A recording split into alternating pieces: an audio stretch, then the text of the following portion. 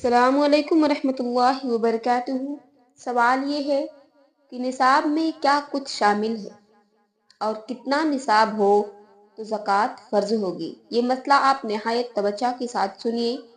अगर किसी के पास सोना सिर्फ 7.5 तोले हैं, यानी 87.48 ग्राम सोना 7.5 तोले अगर हैं, तो ये है कि निसाब का सोना 7.5 तोला सोना नहीं है तो ज़कात नहीं होगी।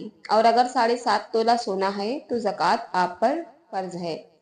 लेकिन अगर सोना फ़कत सोना ही है, उसके अलावा कोई और माल नहीं, तो ज़कात नहीं। यानी ना चांदी है, ना करेंसी है, ना बैंक बैलेंस यानी पैसे जमा ना हो, और ना ही माली तिजारत है, तो उस पर ज़कात लाजिम नहीं। ये उसी सूरत में है अगर किसी के पास सोने के साथ साथ दूसरा माल यानी ज़कात का माल मौजूद है, यानी उसके पास चांदी है, कुछ रकम है, माल तिजारत है, तो फिर ये सब माल को आपस में मिला लिया जाएगा। अगर सिर्फ सोना है और वो 7.5 तोले हैं, और अगर सिर्फ चांदी है और 52 तोले हैं, तो जब ये दोनों अलग अलग होंगे तो फिर उनका अपना निसाब होना ज़रूरी है।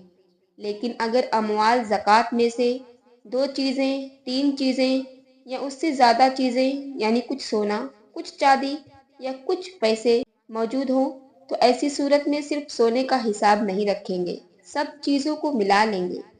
आजकल के हिसाब से अगर देखा जाए तो 7.5 तोले सोने की कीमत 10 लाख से ऊपर हो जाएगी, और अगर 52 तोला चांदी की रकम देखी जाए तो 1 लाख तक जाएगी। ये मसला समझना बहुत ज़रूरी है।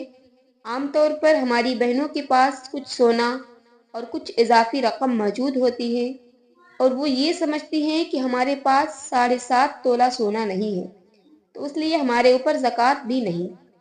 मगर ऐसा नहीं है, आपके ऊपर ज़कात लाजिम आवेगी, क्योंकि आपके पास कैश रकम भी मौजूद है या तो बैंक बैलेंस मौजूद हो, क्योंकि ये माली ज़कात ही है। यानी 2 अमवाल को मिलाकर अगर 52 तोला चांदी की रकम के मुताबिक हो तो ये निसाब पूरा हो जाएगा।